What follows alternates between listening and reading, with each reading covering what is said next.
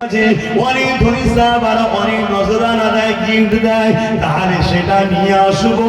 তাহলে সংসারে আমরা যে ক্ষুধার্ত রয়েছি এই ক্ষুধার্তটা নিবারণ হবে। হযরতে হাসান হোসেন ছোট্ট ছোট্ট বাচ্চা কোনো ক্ষুধার্ত রয়েছে, হযরতে ফাতেমা হুজুর তিনি নিজেই চলে গেলেন। এইভাবে কি আব্বাকে সালাম দিয়ে বলতে লাগলে, আব্বা যান যদি আপনার কাছে একটা বকরি রয়েছে খবর পেলাম, যদি এই বকরিটা দিতে হাসান হোসেনকে নিয়ে আলীকে নিয়ে আমরা সংসার করতাম, কেননা কয়েকদিন খাওয়া হয়নি। আল্লাহ নবী বলেছেন ফাতেমা যাও নিয়ে যাও, তবে যাবার আগে একটা কথা শোনো ফাতেমা, বকরি নেবে খাসি নেবে না একটা দোয়া শিখাবো, যে দোয়াটা আমল করলে আল্লাহর বড় নৈকট্য খাওয়া যাবে, কোনটা নেবে বলো?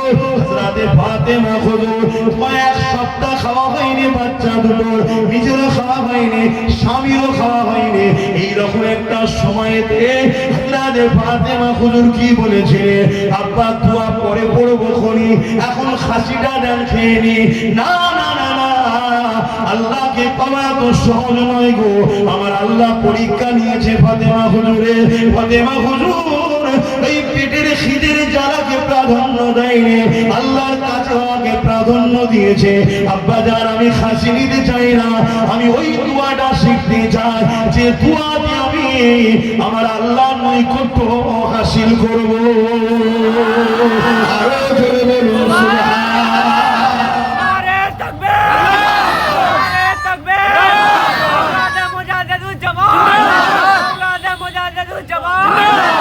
আজকের বাজারে বাইরে বেরোলে কাজ নাই এমন হতে পারে না, কিছু না কিছু মানুষ ঠিক করে ডেলি 100-200-300 টাকা ইনকাম হালাল করতে পারবে, ঠিক না?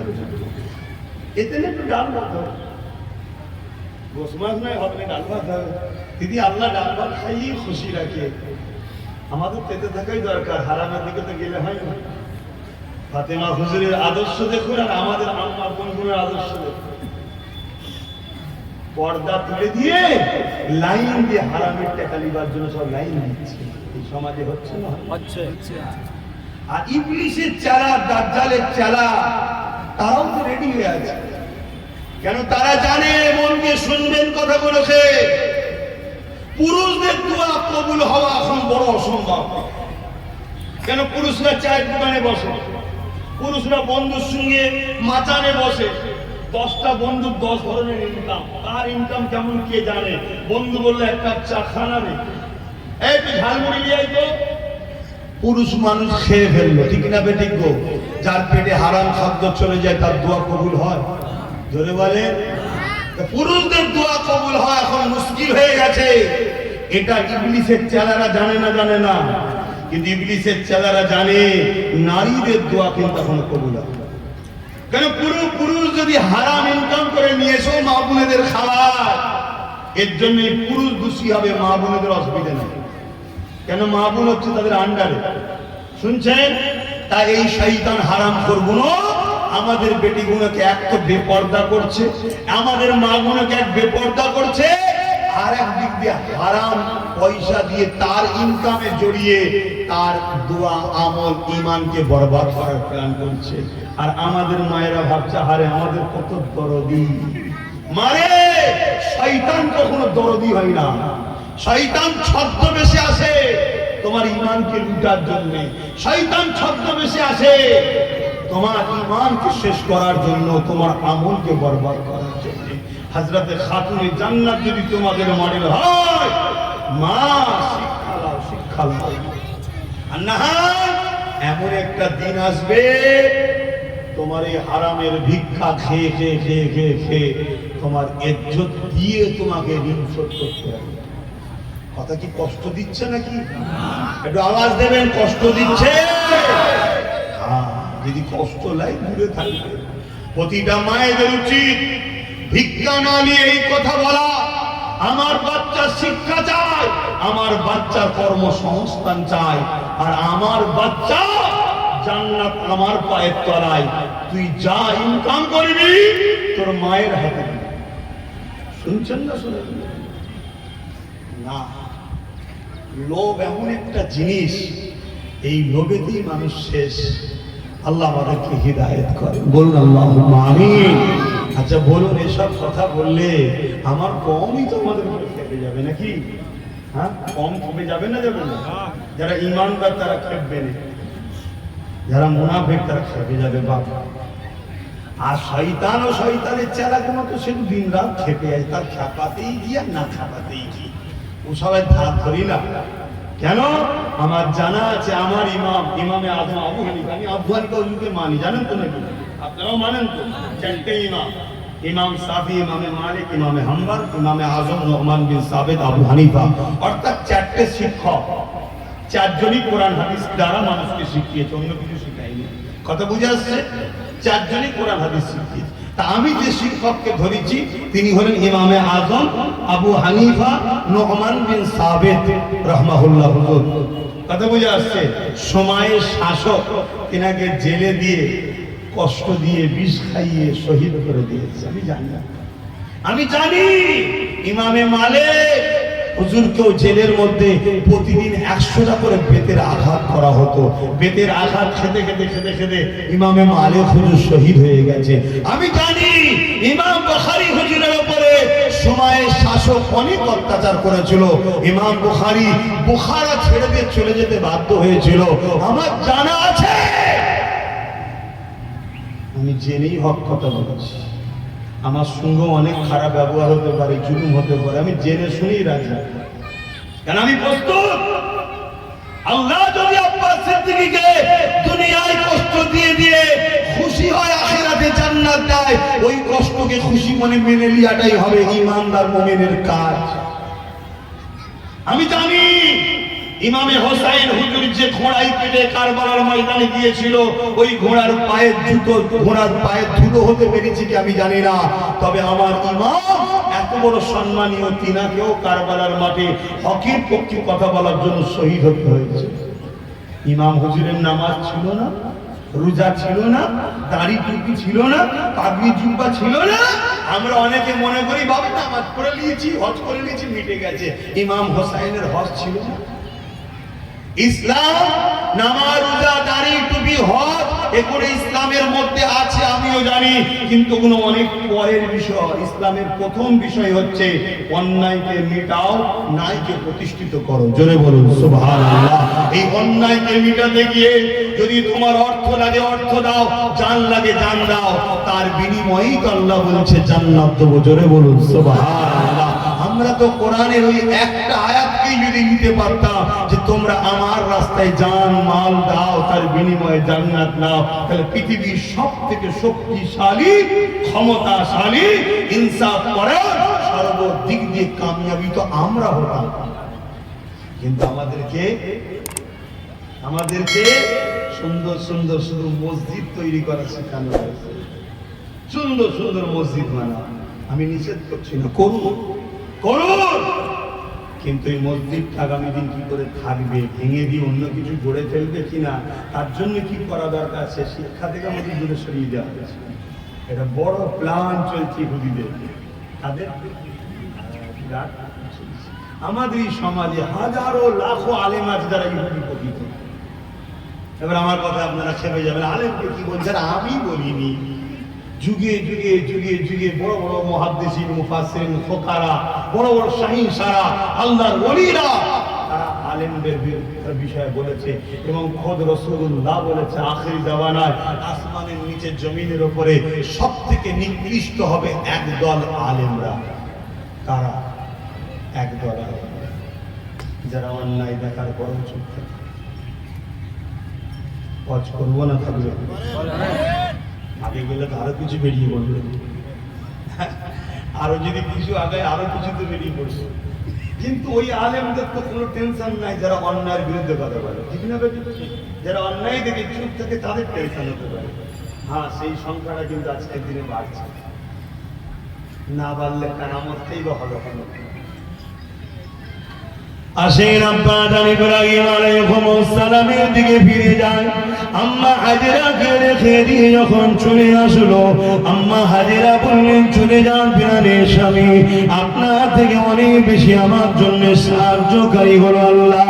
আমার আল্লাহ আমি হাজেরার জন্য যত কষ্ট।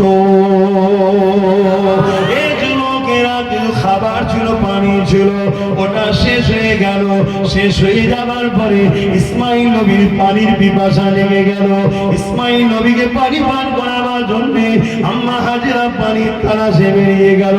কখনো এদিকে যায়, কখনো ওদিকে যায়, পানি পেতে লাগে না। এই পাশে কিছুটা দূরে সাফা বলে একটা পাহাড় রয়েছে। ওই পাহাড় থেকে আম্মা জান যখন তাকালো, ওই পাহাড়ের দিকে তাকিয়ে পানি যেন মনে হচ্ছে রয়েছে, এই মনে করে আম্মা ছুটতে লাগলো। কাছে গিয়ে দেখে বালির উপরে রোদ পড়ার জন্য ওই বালিটা এমন চকচক করতে লেগেছে, যেটাকে পানি মনে হয়।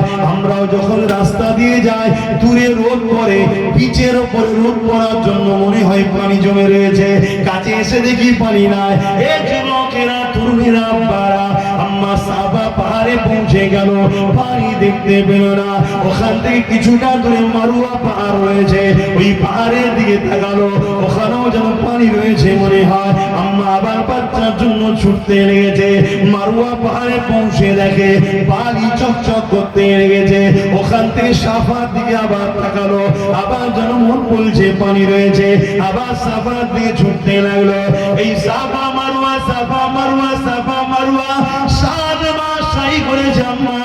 ঘুরে ঘুরে যখন বাচ্চার কাছে ফিরে এসেছে, এদিকে দেখতে লেগেছে বাচ্চা পা ছুড়াছুড়ি করতে করতে জমিনে গিরানি মারতে মারতে ওই জমিন থেকে আমার আল্লাহ পানির চশমা জারি করে দিয়েছে।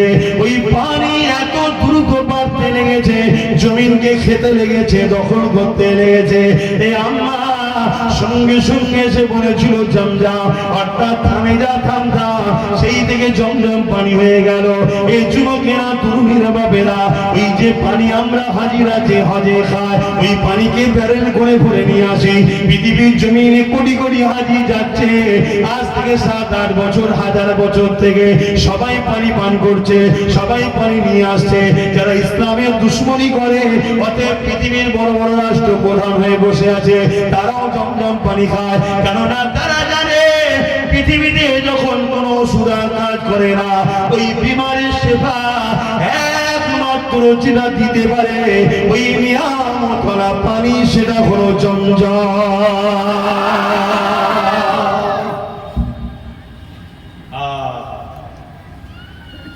শুধু আমাদেরকে গোলাম বানাবে বলেই ইসলামের উপরে জুলুম, অন্য কিছু না। সবাই জানে ইসলাম শুনছেন, কিন্তু ইসলামে গোলামি প্রথা চলে না।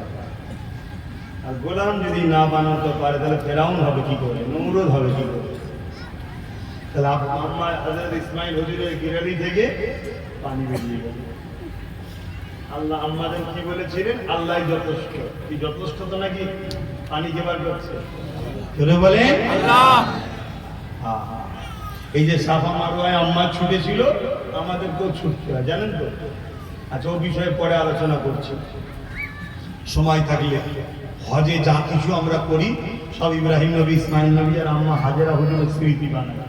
আর সাথে সাথে আরাফাতে আব্বা জান আদম আর আম্মা হাওয়া আলাইহিস সালামের মিলনের জায়গা, এক জায়গায় হওয়ার জায়গা, দোয়া কবুলের জায়গা। এই সব নবীদেরই স্মৃতি নিয়ে হজ, নবীদের স্মৃতি নিয়েই হজ। 5 লাখ 10 লাখ টাকা খরচ করে গিয়ে নবীদের স্মৃতি আমরা বানাই। আর এখানে আমরা 50-1 লক্ষ টাকা দিয়ে নবীর স্মৃতি বানালে অনেক লোকের সমস্যা হয়। আছেন না? না, ভাবতে হবে এরা কারা, ভাবতে হবে, না ভাবলে ক্ষতি হয়ে যাবে।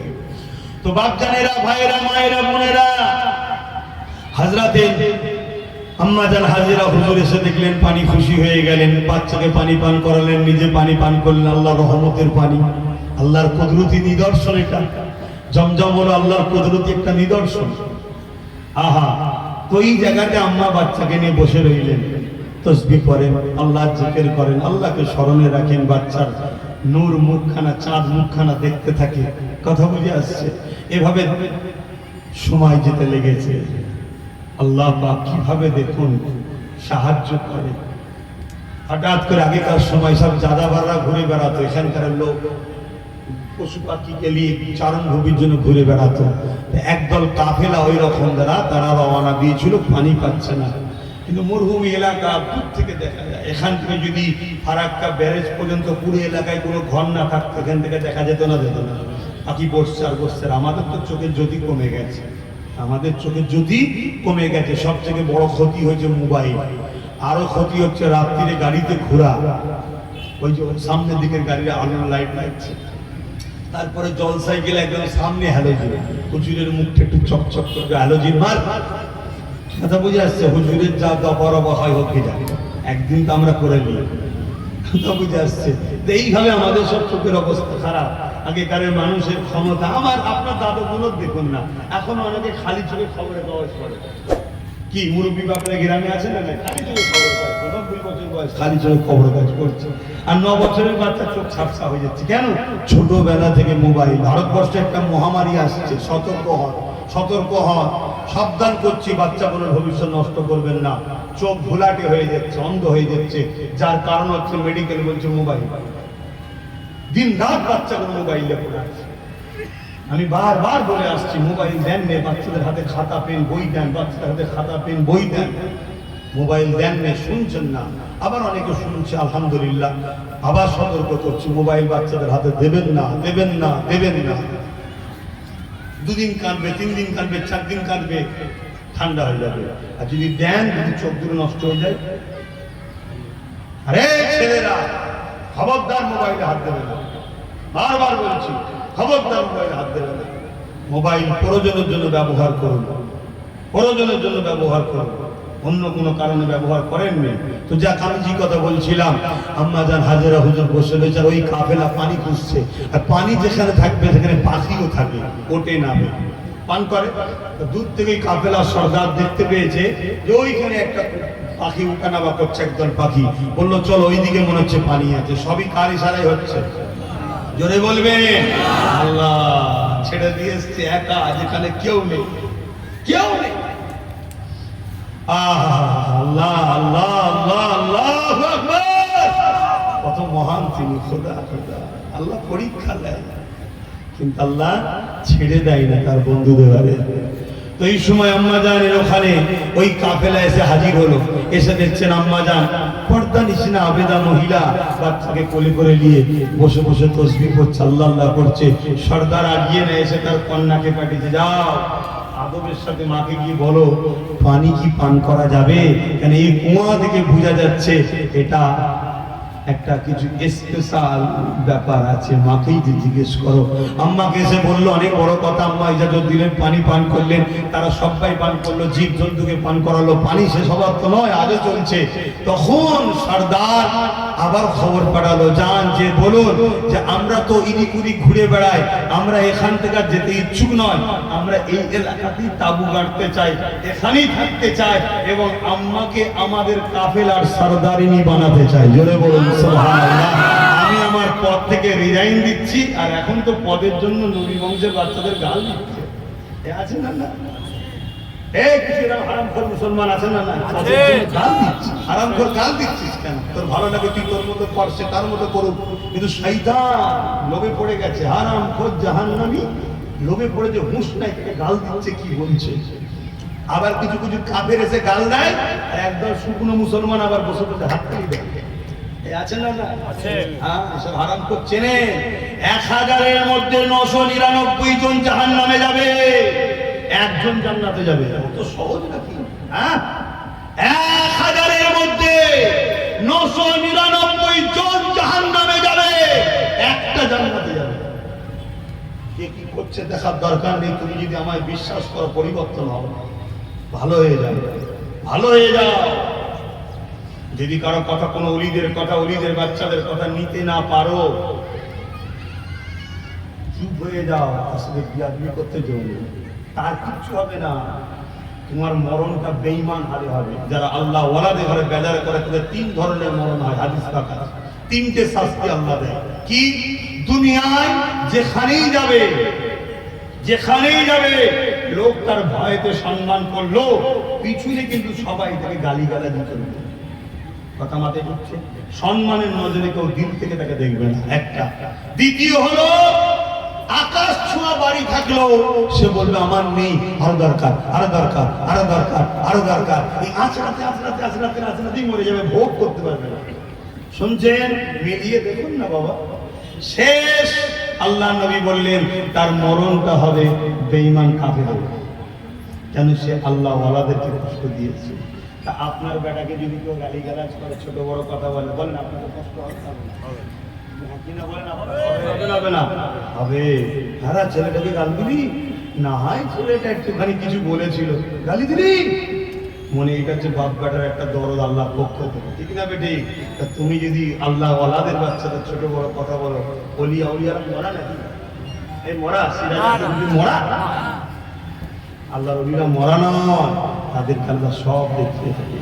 এই যে আমি আজকে তোমাদের এখানে এসেছি, তুমি কি ভাবছো আমি এত সাহস নিয়ে এত এইভাবে ঘুরে বেড়াচ্ছি কেন? আমাদের ইমান শরিয়াতের হুকুম হচ্ছে এটা আল্লাহর ওলিদের রুহানি নজর থাকে, তারা খেয়াল রাখে। তুমি যেমন তোমার বাচ্চা দিয়ে খেয়াল রাখছো, আল্লাহর ওলিরা মরে না, তার বাচ্চা কোথায় যাই না যাই সব খেয়াল রাখে। এই ক্ষমতা আল্লাহ তাদের ঘরে দেয়, জোরে বলুন সুবহানাল্লাহ। এই ক্ষমতার মালিকটাকে মালিক আল্লাহ, দেয় কে? আল্লাহ। মাথায় রাখবে তো ভাইরা আমার, যা আমি যে কথা বলছিলাম, কাফেলা রয়ে গেল, আম্মাকে ওই কাফেলার কি বানালো? সরদারিনী। কেন? সম্মানীয় লোককে সরদার হতে হবে। এই মুসলমান শোনো, তোমরা ততদিন পর্যন্ত তারাক্কি পাবে না, ততদিন পর্যন্ত তোমাদের উপরে রহমত আসবে না, ততদিন পর্যন্ত তোমাদের অভাব অনটন বিপদ থেকে তোমরা রক্ষা পাবে না, যতদিন পর্যন্ত তোমাদের লিডার যে হবে সে যেমন তোমাদেরকে দুনিয়ায় নেতৃত্ব দেবে, নামাজের সময় আবার ইমামতি করার ক্ষমতাও রাখতে পারে, সে যেমন দুনিয়ায় তোমাদের নেতৃত্ব দেবে, আবার তোমাদের ঘরে কোরআন শোনাবার ক্ষমতা রাখতে পারে, সে যেমন দুনিয়ায় তোমাদের নেতৃত্ব দেবে, আবার তোমাদের ঘরে আল্লাহ ও রাসূলের দ্বীনের রাস্তা শিখাবার জন্য ক্ষমতা রাখে। এই রকম উপযুক্ত ইমানদার, দ্বীনদরদী, কোরআন ও সুন্নাহ প্রেমিক মানুষ যদি তোমাদের লিডার হয়, সেদিন তার ওসিলায় তোমরা সাহায্য পাবে, তার আগে পর্যন্ত তোমরা পাবে না। মুসলমানের নেতাকে সুদখোর, মুসলমানের নেতাকে গেঁজাখোর, মুসলমানের নেতাকে রাত্রির বাড়ি গিয়ে অন্য মেয়ে নিয়ে থাকে, মুসলমানের নেতাকে যে খুনি, মুসলমানের নেতাকে যে তিনের মাল ঘেরে খায়, এই মুসলমানের উপর তখন আল্লাহ রহমত হয়। আমার কাছে কষ্ট হচ্ছে, এক তো চারিদিকে গরমের কষ্ট, আবার হুজুরের কথাও খুব গরম হচ্ছে নাকি? এই জন্য আমাদের উপরে খোদার গজব, শান্তি নেই। অতএব শুধরে নাও, নিজেকে শুধরে নাও, এমন লোকের নেতৃত্ব মানো যে রাজপথে বীরের মতো তোমার হয়ে লড়বে, আবার মসজিদে গিয়ে তোমার জন্য ইমামতিও করতে পারবে, প্রয়োজন হলে আবার তোমাকে কোরআন হাদিসও শোনাতে পারবে, তোমাকে সমস্ত দিক দিয়ে সে দুনিয়াও দেবে, আল্লাহর জান্নাতের রাস্তা দেখাবে, এমন লোকের নেতৃত্ব মানো। রাজি আছেন না নাই? রাজি আছেন না নাই? বিগত দিন অনেক ছেলে, অনেক যুবক আমাকে ভাই বলে, ছেলে বলে, আমার নেতৃত্ব অর্থাৎ আমি যে কোরআন হাদিস দ্বারা শিক্ষা দেবো আমার পিছনে দাঁড়াবে বলেছিল। তার মধ্যে কিছু কিছু ছেলে রিসেন্ট দেখছি গাদ্দারি করছে। আপনারা আছেন না বেরিয়ে গেছে? কারা কারা আমার পাশে থাকতে ইচ্ছুক হাত তুলে দেখায়। মারহাবা, জোর করছি না তো? জোর করছি না তো? আপনার শুধু হাত তুললে হবে না, যদি ডান দিকে যাই ডান দিকে যেতে হবে, বাঁ দিকে যাই বাঁ দিকে যেতে হবে, সামনে যাই সামনে যেতে হবে, পিছনে যাই পিছনে যেতে হবে, দাঁড়িয়ে থাকলে দাঁড়াতে হবে, বসতে থাকলে বসতে হবে, ফলো করার মতো করতে হবে। যদি আমার থেকে তোমার কাছে কেউ উপযুক্ত থাকে, দিনদার, নামাজি, মুত্তাকি, পরেজগার, কোরআন প্রেমিক, নবী প্রেমিক, আল্লাহ প্রেমিক, তুমি তার পাশে দাঁড়াও, অসুবিধা নাই। আর যদি মনে হয় যে না, আব্বাস সিদ্দিকী হকের পক্ষে, কোরআনের পক্ষে, রসুলের পক্ষে, গরিবের পক্ষে, ইনসাফের পক্ষে, রাষ্ট্রের পক্ষে কথা বলে, আমরা আমাদের ভাইজানকে, আমরা আমাদের বাবাজিকে ফলো করে তার পিছনে দাঁড়াবো, তাহলে মজবুত হও। এই মজবুতে সেদিন বেলাল হুজুরকে রাস্তার উপরে নিজে পিটিয়ে পিটানো হয়েছে, কাল তোমার উপর হতে পারে, তোমাকে খুশি বানাতে হবে, বেলালের সুন্নাত পালন হচ্ছে। এই মজবুত হওয়াতে হযরতে খাব্বাব হুজুরকে আগুনের উপরে বসানো হয়েছে, কাল তোমার উপরে জুলুম হতে পারে, তোমাকে ধৈর্য ধরতে হবে, আমার নবীর সাহাবীর সুন্নাত পালন হচ্ছে। পারবে ধৈর্য ধরতে? কি গো, কথা বলো, পারবে?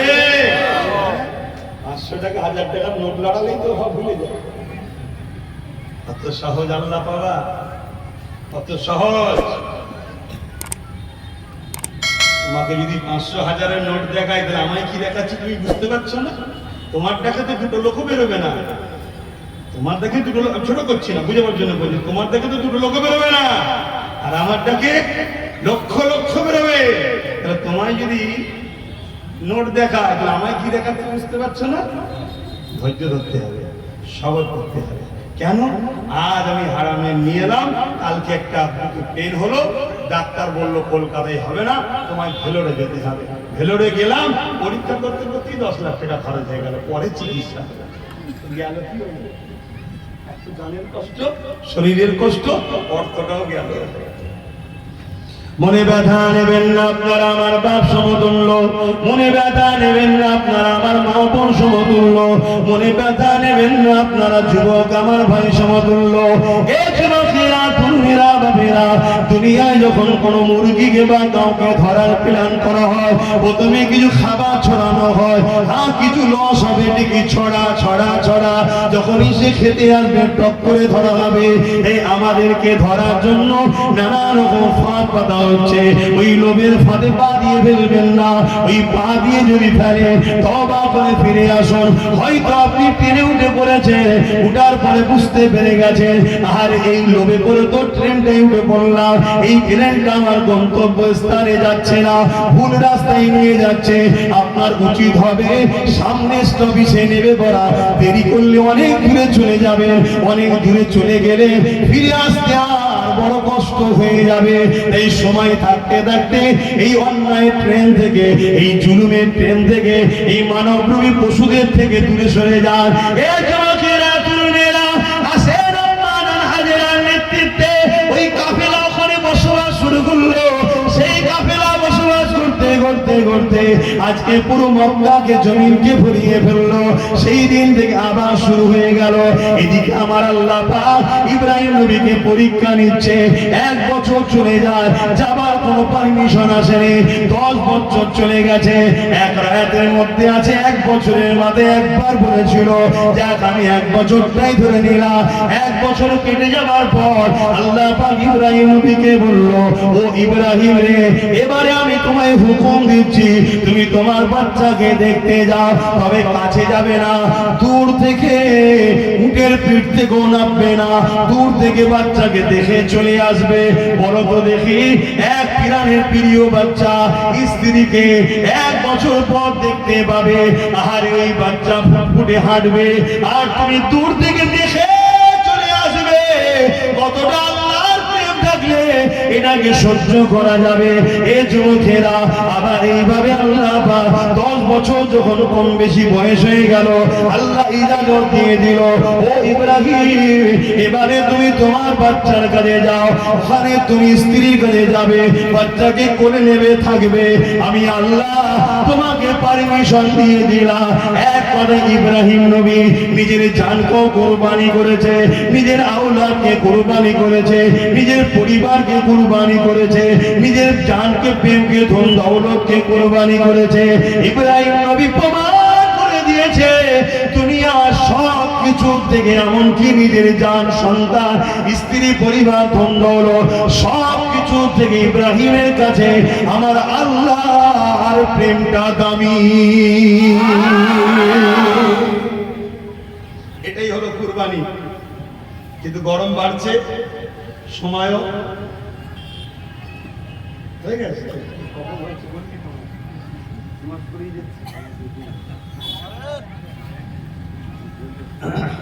আমার 10টা টাকা করো, 10টা পাঠে সালাম বাকি আছে, দোয়া বাকি আছে, আবার ওখানে 2 থেকে জলসা আছে, দুপুরে কি হবে? তবে এটা কিন্তু পরীক্ষা হচ্ছে, ঠিক না বেটে? 10টা লোক ঘুরছিল এই চনারে, কি বলছে যে তুই বসে দেখি তো। আর এই গরমে তাপে বসা, এটা প্রেমের ব্যাপার ছাড়া অন্য কিছু না। কি বাপ, এটা যে কোনো বসা যায়, সব সলিড, সব সলিড না। এই তাপে কি বসে থাকবে? এই তাপে কে বসে থাকবে? রাত্রিরে হয় ঠান্ডা থেকে বাগান টাগান থাকে, সব কি করবি, কাজ কাম তো নেই, সব মানুষের বকছে বুঝে শুনি। কি অনেকে ভাবে না, ভাবে না, সব মানুষের বকাটে তো শুনি। অনেকে আবার ভাবে চনারে দেখি না যেমন ভাবে বকছে আর কেমন করে লোক শুনছে, দেখি সুবহানাল্লাহ বলবে, আবার মুসলমানরা এরা খেলা করে নাকি? কথা বুঝে আসছে? কিন্তু এই যে রোদে সেদ্ধ হচ্ছে, এগুলো কি বসা? এগুলো এখান থেকে হচ্ছে আল্লাহ ও রসুলের প্রেমের টান। এটা জোরে বলুন সুবহানাল্লাহ। তাই আমি আব্বাস সিদ্দিকী পানিতেও জলসা করি, ভিজে ভিজে জলসা হয়, আমি দেখি মানে পালা প্রচুর লোক আবার ভিজে ভিজেই জলসা শোনে। হ্যাঁ, যে পালালো সেও মুসলমান, যে ভিজলো সেও মুসলমান। পার্থক্য কি? কঠিন রোদে এই তোমাদের এলাকা তো গতবার আমি তার আগের বছরে মানাই করতে গরমকালে যাবই। কথা বুঝে আসছে? এবারে শুনলাম পানি টানি হচ্ছে, গতকাল তো নাকি মালদা টাউনে হয়েছে, এই দিকে তো হচ্ছে না। কথা বুঝে আসছে? আমাদের ওখানে পানি হচ্ছিল না, যেই আমি চলে এসেছি পানি হচ্ছে। জানি না আমার সঙ্গে পানির কি রাগ আছে, আমি ছিলাম বলে হয় না, আর এখানে এসছে কিনা হচ্ছে। কথা বুঝে আসছে? আল্লাহ ভালো জানে। এটা একটা আনন্দ করে বলছি। এক আল্লাহর ওলি ছিলেন মেদিনীপুরের টাউনে, যিনার মাজার আছে। পানি হয়নি, লোকজন যে বলেছে হুজুর পানি হচ্ছিল দোয়া করেন না, তখন উনি বলছে এই আমাকে আল্লাহ পছন্দ করেন, আমি বড় খারাপ মানুষ, আমার কথায় কি আল্লাহ পানি দেবে?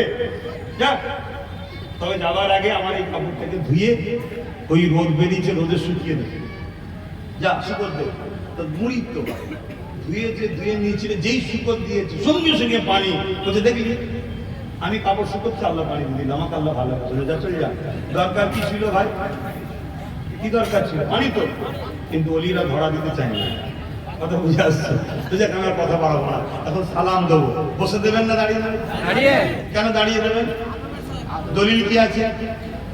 এক কথাই বলবেন, দলিল এখানে থাকে এখানে নয়, দলিল এখানে থাকে এখানে নয়, এখানে মসলা ফতোয়া থাকে এখানে নয়, এখানে ঈমান থাকে। আমরা দাঁড়াচ্ছি আদব ভালোবাসায়। ঈমানের শর্ত হলো দলিল, আদব, ভালোবাসা। ঈমানের শর্ত আদব ও ভালোবাসা, আর শরীয়তের মাসলা মাসাইলের শর্ত হলো দলিল। কথা বুঝে আসছে? দলিল এখানে থাকে, প্রেম ভালোবাসা এখানে থাকে। আমরা এখান থেকে দাঁড়াই, এখান থেকে না। কিছু বুঝাতে পারলাম? কারণ আরো কথা আছে, এখান থেকে দাঁড়ায় প্রেম ভালোবাসায়। এরপরও আপনাদেরকে মজবুত হওয়ার জন্য বলে যাচ্ছি, কোরআনে আল্লাহ পাক ইশারাতান দাঁড়াবার কথা বলেছে। ওয়াসাল্লিমু, সালাম দাও, তাসলিমা মামানা, সবসে আফজাল আলা তরিকে সে তুম লোগ সালাম ভেজো। সবথেকে উত্তম স্টাইলে, উত্তম ভাবে নবীকে সালাম দাও। জোরে বলুন সুবহানাল্লাহ। আদবের দিক দিয়ে সবথেকে উত্তম কোনটা? তাই দাঁড়ায় কোরআন আল্লাহ বলছে, আর হাদিসে আল্লাহ আমার রাসূল বলেছেন দাঁড়াবার কথা। সাহাবারা দাঁড়িয়েছে, তার প্রমাণ আছে। বাবুল আদব কিতাবুল কিয়াম, নবীকে দাঁড়িয়ে দেখে দেখে সাহাবারা দাঁড়িয়ে দাঁড়িয়ে সালাম দিয়েছে। নবীর বেটি নবীকে দাঁড়িয়ে সালাম দিয়েছে। আজও মক্কা মদিনা শরীফে যত কোটি হাজি যায় সবাই দাঁড়িয়েই সালাম দেয়। জোরে বলুন সুবহানাল্লাহ। আসুন আমরা আল্লাহকে দেখিয়ে প্রেম আদবের সাথে নবীকে সালাম দেবো। এ নবী সালাম